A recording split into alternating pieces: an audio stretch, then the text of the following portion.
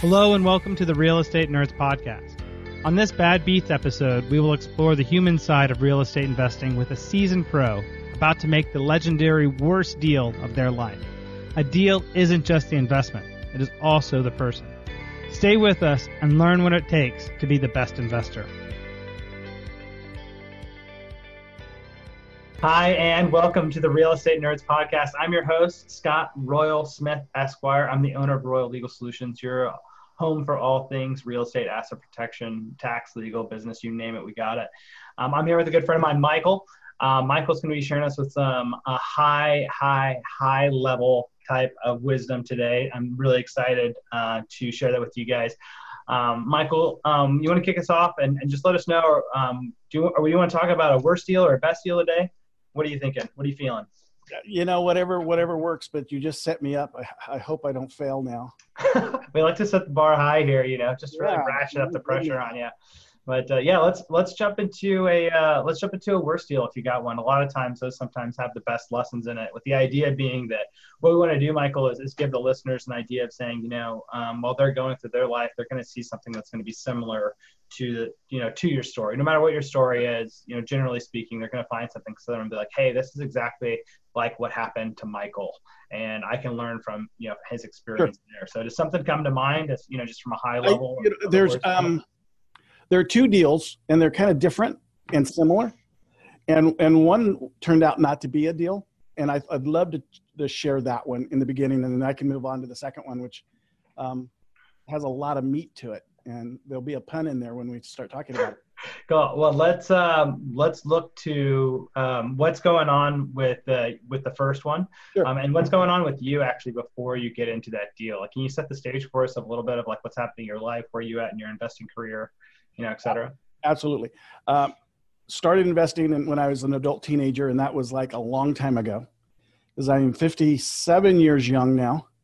And so I don't know, whatever 19 is from 57, what is that, 38 years? I love it. I'm a wholesaler.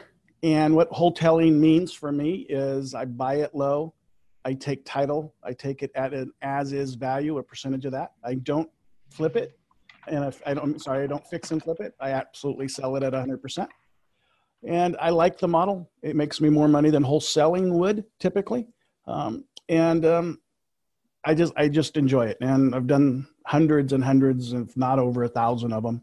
And I love it. I love real estate. I don't think I'd change it. It's allowed me to have everything that I have in life. And I'm a serial entrepreneur. So I own yellowletters.com. I own a phone company. I own print companies, all kinds of things. And it's all because of real estate. So I kind of like it. But let's talk about this first deal. That was never a deal. And it has to be the worst thing that could ever happen to someone. I took a coaching student out in my local marketplace. He wanted to get a deal, and he wanted to learn the presentation. So I took him with me, or actually went with him. And the setup was, introduce me as your student, although he was my student. But it was his appointment, and I wanted to give him all the credibility that he needed. And so he introduced me as a student, and he kind of fell flat. So he got shy all of a sudden, and he couldn't speak to the consumer or the seller. Well, I was talking to as a man and a wife, and we were going through the presentation. We were doing everything. I had this man crying, thanking me. So he'd give me hugs, tears going down his cheeks. At that point, I told my student, I said, I'm going to go out, make some phone calls in my vehicle. You wrap it up from here, because it was wrapped up. All he had to do was get a contract signed. And I go out to my car, and I'm waiting, and I'm waiting. I'm waiting so long, it's getting awkward now. And I'm thinking maybe they've chopped him up inside the house or something. I don't know. Yeah. So finally he comes out to me with this dejected look, like, he got bad news. And I said, so dude, what happened? And he said, they didn't sign the contract. I said, why? He says, well, I started talking. And that's the worst thing we can do, is not realize that when we've said enough. And when we have said enough, stop talking. And so he continued on his presentation, although he fell flat on his presentation in the beginning. So anything he had said after I had left was a negative to the seller, because he wasn't in charge. I was the one that was in charge.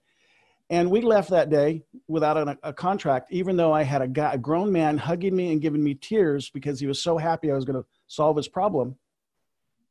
So I always tell people, man, the worst thing we can do is not get the contract. Well, I mean, yeah, but that's kind of like one of those pieces, Michael, where it's like you're not present. You know what I mean? Like that with that guy, like he wasn't present in the moment. If you're thinking like there's a guy that's there in tears, he's all at it, given that whole piece, Yep. and he's not present in the moment to realize what's going on with this person, and am I actually here with them, or am I just doing a robotic presentation? But nobody wants to do business with somebody that has that they think the other side is a robot. Right. And I found out a long time ago that when someone offers me something, so if I'm sitting at the kitchen table, round if it is, if it's square, I'm not going to sit at it, but a round kitchen table with the seller, and at some point they're going to offer me a beer, a glass of water, some iced tea, some coffee, whatever it is, they're going to offer it to me. And yes, if they offer me a beer and serve themselves a beer, I will accept a beer. I won't drink it, but I'll accept it. And what I learned from the moment someone offers me something of theirs, of value, is to stop talking. Because we don't give someone something unless everything they've said up to that point has satisfied our need. So the moment they say, would you like a bottled water? They've closed themselves. That's a closing signal. So when they ask you if you want something, politely say, absolutely, please do. Take it. If it's something that you consume in front of them, by all means, but then go to the contract. They're ready to sign an agreement. But up until that point, they're not ready. And I don't know if you've ever noticed that yourself, but consumers give us little signals and little hints, little triggers that we can see or not see, I guess, and fall forward. Go ahead. I'm sorry. Just to jump into that, Michael, just to kind of, because I wanted to underscore a couple of key pieces into that, is at least what I was picking up. I wanted to ask you a question. Is that really talking about, you're talking about like they close themselves and you say stop talking, but what I think you're getting at there is about how to actually how to listen to what it is that they're really trying to tell you, and then just say like, okay, I can actually just stop now, and then now it's a time for me to listen to actually, they're going to want to connect with me now. I've already given them some things to connect with. Now they want to connect with me, and then we're going to be able to move it forward from that point. And isn't that kind of like where that whole heart of the idea behind selling is that you make your pitch and then you shut up and the first one that talks loses? No, it wasn't about like stop talking in general. I mean, stop talking about real estate. So you don't have to continue your presentation because they're already bought. You've already sold them something when they offer something to us. But a lot of us, we're not comfortable not talking about real estate in front of someone that wants to sell us a house. But I would move off to the Dodgers and the Yankees or the Red Sox or whatever, the top of mind sport is, or whatever news item is, and I'd start talking about that one, but I'm going to stop talking about real estate. I'm just going to open up my contracts, my agreement, fill it out, write an X where they need to sign and say, sign here. And I'm okay with it. Now, the art of negotiation, which I think a lot of people need to work on, is me giving you my idea, my opinion, in a way that causes you to own it as yours so you can hand it back to me and I can agree with it. And when we do that successfully, our lives changed. Now, we're not convincing people to do something they're unwilling to do. Let's face that. We can't convince someone to sell a house at a discount unless they have that need and desire. But through the art of negotiation, we can present them with the ability to set a price that causes us to say yes. And so I like negotiation and all the conversations that we have with sellers. And I think listening is important because we are there to solve a problem. I mean, we're basically doctors of real estate, if nothing else. We rarely buy houses. We always solve problems. And the house is just the vehicle that we're exchanging our money for. So, can we dive into that a little more, Michael? Because when you're talking about presenting an idea to somebody that they're going to adopt as their own, you're talking about the highest possible way of communicating, right? Like you're not really trying to fight with somebody about an idea. You're trying to package your idea in a way that already jives with beliefs that they currently have, right? Right. So as an example, if someone gives me their motivation and I build on their motivation, or build a value into my product, which is buying their house, and give that back to them, well, they can now agree with me. And most of us have, I don't know, most people will name a price like, tell me how much you'll pay me for my house. I never tell someone what their house is worth and what I'm going to give them for it. I absolutely will never name a price. I will ask them, however, what they plan on selling me the house for today. And I'm going to use embedded commands, mimicking, pacing, positive, negative reinforcements. And I'm going to mimic the heck out of it. But I'm always going to ask them if they can reduce the price. Is that the lowest you can go, knowing that I'm going to do all these things for you? And when they get to a point that I can say yes to it, then I'm going to say yes. And like, what's your favorite color? Blue. Blue, really? Well, do I need something more exotic to be interesting? Right. Or I could have said, hey, blue, Yeah. that's cool. That's a cool color. Yeah. So based upon what you tell me, I can give that back to you in a way that's going to cause you to think next time I ask you another question. Because we started our conversation off today talking about dogs, right? And salivating. Well, sellers salivate too. And we need to get them to. And I always ask 3 closes on a price reduction. And every time they move, you ask 3 more times for a price reduction. So if they keep lowering their price, they're not yet at the lowest price they'll go. Now, I won't negotiate anybody lower than 50%, even though I know I can. There has to be a bottom, because we shouldn't do just because we can do something, we shouldn't do it. And so I'll keep asking them. And then they hit 50%, I'm stopping. Most of the time they're going to be in the 60s, and that's fine. They're going to start in the 80s. And we just have to prove our worth and our value, and then have a conversation with them and allow them to own our idea. So that's fantastic, Michael. I think that there's probably quite a bit of training that comes into being able to, one, fully grasp how to do that, and then 2, probably a ton of experience in actually doing it to get comfortable with it. I always tell people, if you want to learn how to negotiate, how to communicate, go talk to a 3-year-old. Why is that? They're going to be the most pure individual that you can speak to. Right? They're just straightforward. Just straightforward. They don't know how to lie yet. And then have that conversation with them, and you'll be amazed how you can negotiate with them in a way that causes success. Don't go to do it with someone that's not your own 3-year-old, though. That would be horrible. Yeah. Well, so what do you think happened? Obviously you had your student that was there, right? You were taking them through the real estate. They had gone through your training with it. What happened in that scenario where somebody that even had, a lot of training by you, obviously you're a master of this craft, that drops the ball? Because I think that happens to a lot of people, right? Where they take a course, they learn something, and then they go, try it out, and then they don't execute well. Well, they don't practice well, and because execution is just a manifestation of practice, right? Yeah. And I mean, they don't have the Michael Jordan syndrome where you're the first one at the gym and the last one to go home. A lot of people think they can just get up to the plate and hit a home run. That's not going to happen. You have to constantly be practicing and practicing and practicing. And I call it role playing and storytelling. It's like one of the biggest advantages someone could teach themselves how to do, and that is storytell. So what is a story? A story is anything. It has a subject. It has it goes someplace. I mean, you're talking about something. But a lot of us don't practice storytelling, and you have to practice storytelling if you're going to be a good negotiator, because you don't know where the conversation is going to go at all times, and you have to be prepared for it. And we just think, okay, we're going to say these 3 sentences and get a contract signed. It's not going to happen that way.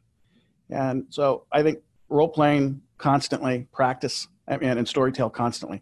So storytell, you want to practice it a little bit? Let's try it out. All right, so I'm going to say 3 words. Fair enough? Okay. And I want you to, when you hear those 3 words, say 3 words after that, but they have to make sense to my 3 words. You ready? Sure. Sky's blue. The grass is green. Sometimes, but not always. In the winter. So if you do this, think about doing this Yeah. from a real estate perspective. Think about the amount of professional knowledge and presentation that you would have after you've done it several days in a row. You know, lay your head on your pillow at night. If you have someone that's laying next to you, say, this is what we're going to do. I'm going to say 3 words. You say 3 words. I'll say 3 words. You never know. It may end up someplace nice. It may be awkward, but at least it's going to get you over the hurdle of, I don't know how to negotiate, don't know how to communicate. And then on practicing, you know, positive and negative reinforcements, when we chat with folks, go a long way, which is what I did with you with the color blue.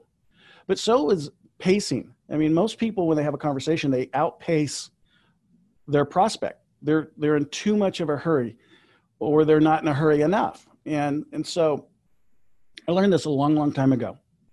I bought a house from a lady. Everything was great. She was happy. We always do a after the fact survey. So we always survey our prospects. How did we do, kind of thing. And she did not know that I was the owner. And I'm never one that would tell someone I'm the owner, kind of thing. So in her survey that she gave us back, she said the young man, she was an older lady, the young man was really nice and polite, but he wouldn't let me show him my garage. And I thought, wow. We went to contract. She agreed to the price. Her kids were there. Everybody was happy. But what the thing I didn't do is pace with her. I didn't allow her to communicate with me the way she wanted to. And she wanted to show me the garage. I didn't even know it. So I failed. And so pace could be things like that. Pace could be talking too fast, talking too slow. Nothing really gets done if you're pushing against each other or pulling against each other. You have to have an equal pace with someone. And mimicking is great too. Do you have any kids? I don't have any kids, but I have a lot of nieces and nephews. And like one of the easiest ways to relate to them is like getting down at their level and then like changing like the volume of your voice to match theirs. Like you just start mimicking, you know, everything to be as close to them as you possibly can. And it seems to work really great with bringing kids into you. That's why we have accents. I mean, we're not born with a Southern accent, right? It's not in our DNA. But what it is as a child, all those folks around us that we love and like and appreciate, they speak a certain way and they speak like each other. And then we take on their accent and their dialogue. Well, when we negotiate, we should do the same thing if we can. And mimicing's friggin' awesome. But anyway, getting to my second deal. Can I tell you about my second deal? Yeah, let's hear about the second deal. All right. So it's right out of like a crime movie. But I bought a house with a little house behind it. So it wasn't quite a duplex, but it was like an in-laws quarter. And the crazy thing is there was a double homicide in the house. And so, you know, when you watch TV and the FBI, everybody's covering their nose when they walk into a murder scene. Yeah. It actually does smell like that. I don't know how it smells over the TV, but in real life, it's terrible. So I buy this house, and it was a short sale that the lender pretty much gave away because they just didn't want the house because double homicide. But inside of the double homicide, then there was an attempted arson. So the person that killed the 2 people came back and tried to burn down the house to hide the evidence of the murders. That didn't work. And it was gory because body parts were blown up all over the walls, and it's a horrible deal. However, made a considerable amount of money. I flipped it. I didn't fix it. I flipped it to another investor who fixed it up, and someone's living in the place now and loving it. And I bring this deal up because a lot of people are so afraid of doing the deals that are unusual, that don't conform. And those are the deals where we make all the money. I mean, if I could buy every ugly house in my city, I mean, every house that no one wanted, I'd buy them over every pretty house because everybody wants a pretty house. So there's no value in that pretty house to me, but there is value in ugly. And in this situation, it was really ugly. And it was a piece of cake. We closed escrow on the short, resold it. No restrictions on the short. And again, the lender just wanted to get rid of the inventory, and they knew that they couldn't sell it traditionally. And as a real estate investor who solves problems, I solve their problem. Is that like a piece that you have to know how to do, is how to sell an ugly house? Because I think a lot of people don't want to go outside of their normal piece that they're used to being able to do, right? Like you see a lot of investors lose money swimming outside their lane and doing things that aren't part of what their core business model is. But it sounds like you've made either part of your core business model how to sell ugly houses, or you understand something different that allows you to feel comfortable even in those non-traditional type of sales. Well, in my history of buying houses and selling houses, I know that the core inventory is below the median value for the city. So I'm not going to buy $1 million house and flip it unless my median in my city was $2 million, because then the million would be an ugly house. What I have found with the under median valued houses is that our buyer pool is twice as large as it is when they're above median. And so the two sides of the buyer pool are owner occs, so people that will buy the house and move into it. And the other is investor buyers who want to buy a house to rent it, or to fix it and flip it into something different. And I like that market. And when I say something is ugly, it's only ugly to me. What I learned a long time ago is I can't predispose my prospect to have my opinion about what I think is good and bad. So although I want them to have my opinion about value and negotiate with sales price, I'm not going to place, I think everybody should drive a Rolls Royce onto every one of my prospects. If they have a beat up little Camry out there that's 15 years old, I'm fine with it. And when I buy into houses under median, my ugly is their pretty, if that makes any sense. So the prospect that would live in those neighborhoods, there's nothing wrong with those houses. But to me, they're ugly. And I think most investors would look at that house and go, no, I'm not buying that house. It's an ugly market, ugly house. It's too much work. But if you looked at the consumer, and if you did your six packs, which is your critiquing of the neighborhood, if you did those correctly, you'd realize that your consumer doesn't see what we see and doesn't have the same value that we have. And to them, their neighborhoods are great. I mean, I wouldn't park my truck on my grass in the front lawn of my house, but they do. I can't ridicule them for doing that because they're my buyer. And well, they're your customer, right? And I think that's like a lot of times people, they fall in love with real estate and they fall in love with houses. When every successful business owner and entrepreneur out there recommends that you don't fall in love with your product, what you do is you fall in love with your customer to find out who are their customer, like at the deepest levels, and find out how can you get them what they want, even if it's not anything that you necessarily really care about, because that's not the game. The game is getting other people what they want, and then you make money in the process, right? Absolutely. And we have to be cognizant of our business model. What is our business model? What does it tell us? What are the boundaries? What are the ethical boundaries, or the moral boundaries and legal boundary? I always tell people, if they do them in those three, in that order, legal last, legal is going to fall in line. But something can be legal but not ethical. Something can be legal but immoral. So I always go to the ethics and morality first, and then legal. I love it when a seller apologizes about their house. I think if a new investor can hear that thing, when you're out with a prospect and they apologize to you about their house, they are highly motivated to sell you that house. Highly motivated. And they'll do things like, I'm sorry, my house is messy. No, it's not messy. You haven't cleaned this house in a year, kind of thing. But I'm not going to bring that to their attention. But when they say, I am sorry, I apologize for the fist holes in the walls and the doors. I'm sorry that I have cockroaches all over the place, those kinds of things. I mean, I bought a house one time, I couldn't stand still, or cockroaches would crawl up my leg. And it is what it is. So if a prospect apologizes, they're highly motivated and go to buying a house. Well, I think it's always a great thing. It's you just got to take people where they're at, and take reality as it is, and then move forward with it, whatever it's going to be. If you're squeamish about saying, hey, I'm only going to do XYZ type of deal, you're probably missing out on some where the real value is. Because if you're willing to do the pieces that other people aren't, and work on the things that other people aren't, that's probably where you find, a ton of value. And that can be, not just having to go to ugly houses, but that can just be like the hard work or the boring work or the, having to have the endurance and grit to be able to, move through the business. Because if it was easy and everybody wanted to do it, everybody would already be doing it. And that means that there's no money there anymore. Right. Sure. So I think that's awesome, Michael. Yeah, and I remember I went out to a house one day.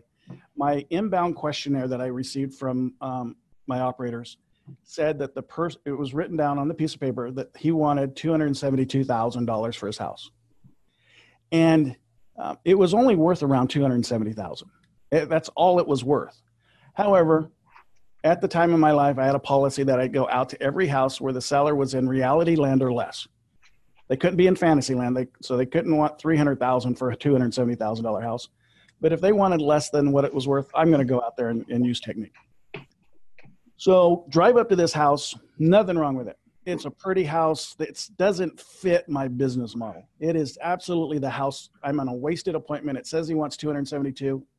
It's worth 270-ish. It's pretty. There's nothing I can't cause this to make me any money. I knock on the door. I step back 6 feet so he can get a good profile of me to be comfortable and confident that I'm the guy that's supposed to be buying this house. I've got my I Buy Houses folder in my hand. I've done my 6 packs. I'm ready to do nothing because there's just no way I'm going to convince this guy to sell me his house at a discount. He answers the door. I say, thank you for inviting me out to buy your house today. Is where I'm parked okay? I always want to create a fair relationship by asking him where I parked is okay. I always park across the street, never in front of the house. I point to my vehicle that's always clean and nice. And he says, yep, you're here to buy my house. I say, I am. I understand you want how much for your house? He said, I told the lady over the phone I wanted $202,000 for my house. I'm going in for back surgery next week. I cannot have my house. My bedroom's upstairs. My doctor said there's no way I'm going to be up those stairs over the next couple of years. I owe $202,000 on my house. It's yours at $202,000. 202 and 272 are a lot different, right? That's great. But I bring that story up, that incident up, because there were so many reasons for me to just have stayed in my car, not gone through the knocking on the door, parking across the street, all those things that we're supposed to do. I could have canned it and left and went back to the office, but I made $70,000. Actually, I made $65,000 net. I replaced the carpet in the house and sold it within 10 days. So it was like a fast sell. And the seller was okay selling it to me for $202,000. He knew what he was doing, but he knew that the life that he was going to have after back surgery didn't afford him to have a 2-story house with a master bedroom upstairs. I guess, though, that the flip side of that story, too, is that a bunch of times when that happens and you have the same setup, I don't think I'm going to get anything out of this deal. There's really no value I can add to it. You park across the street, you have the folder in your hand, you step 6 feet back, and you go through the rigmarole of the setup, that nothing happens that's positive from that encounter, right? Which is why you have that belief of, oh, this is probably not going to be worthwhile anything.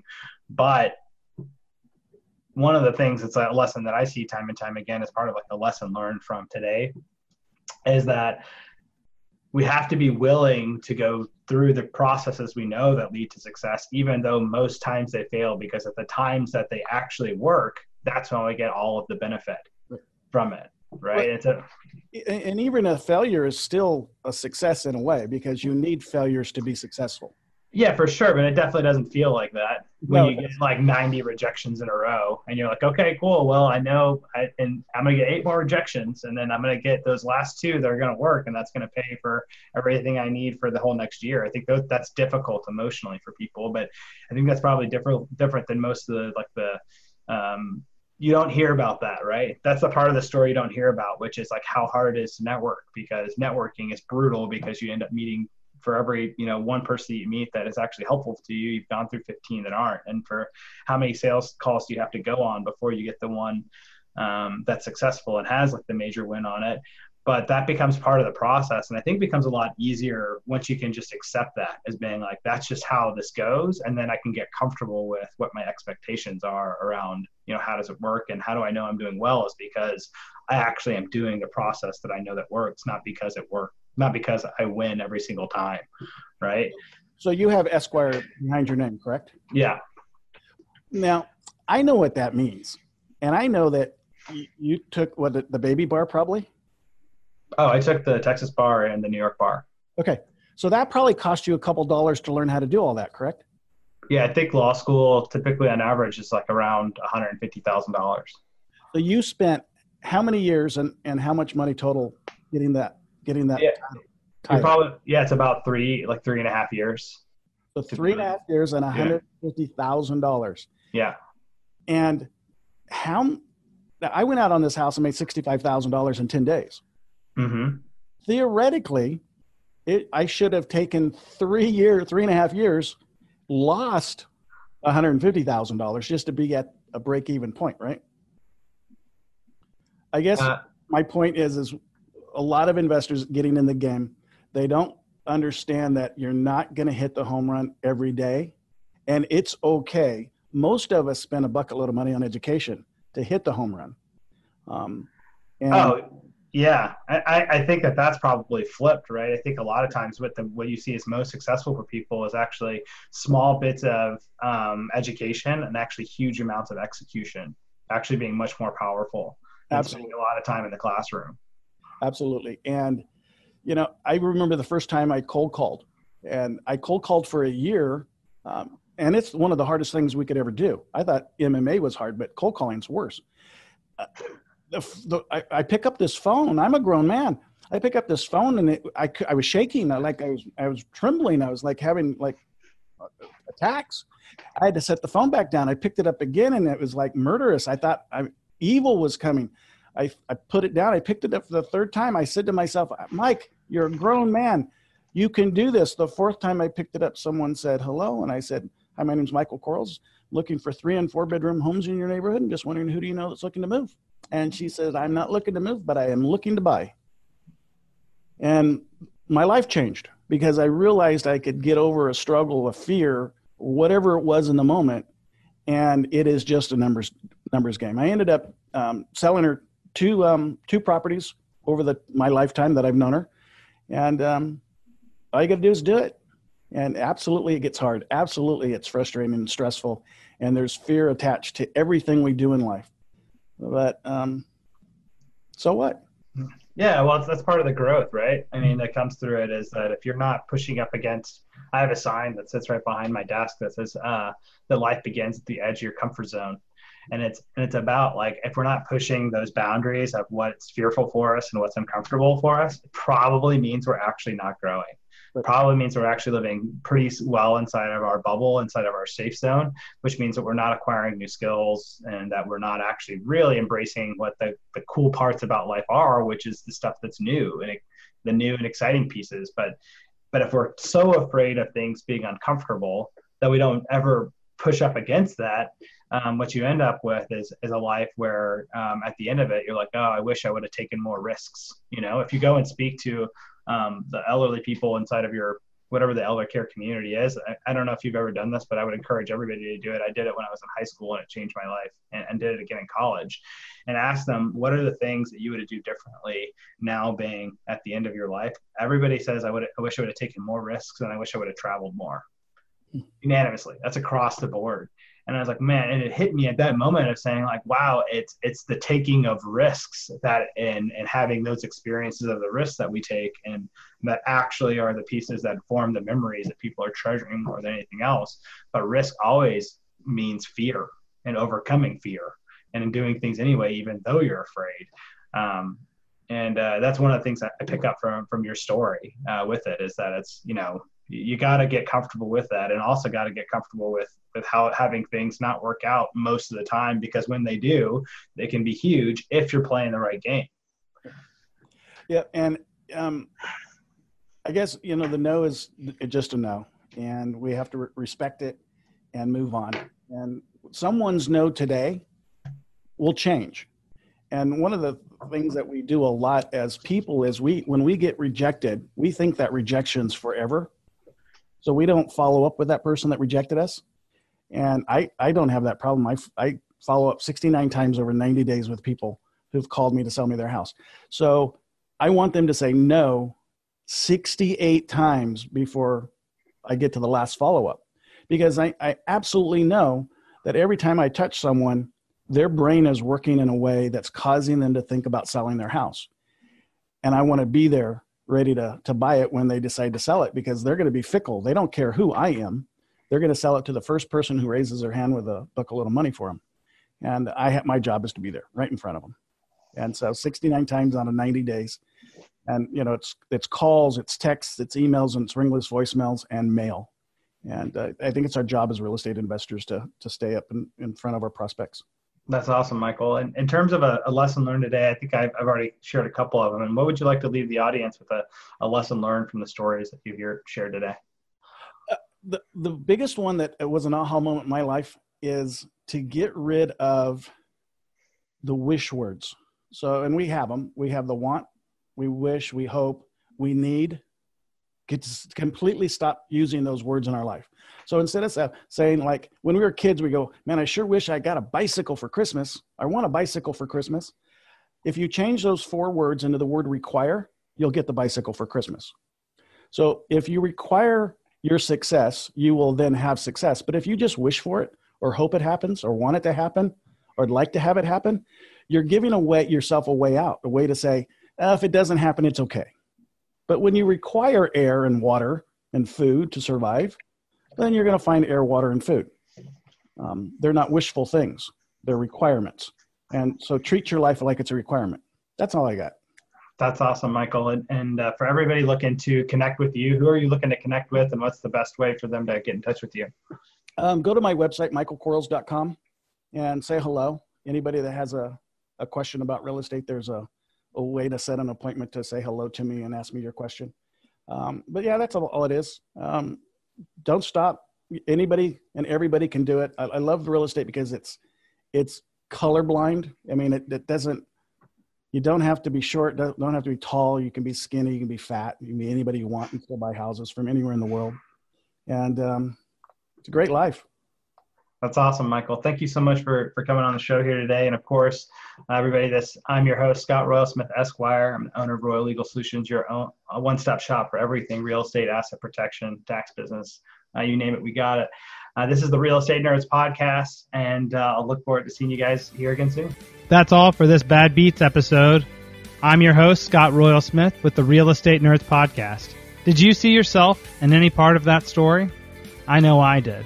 If you enjoyed the show, leave a review to help clue in the sleeping masses of what they need to know and what we all need reminders of. Do your good deed for the day. Thanks, and I'll see you again soon.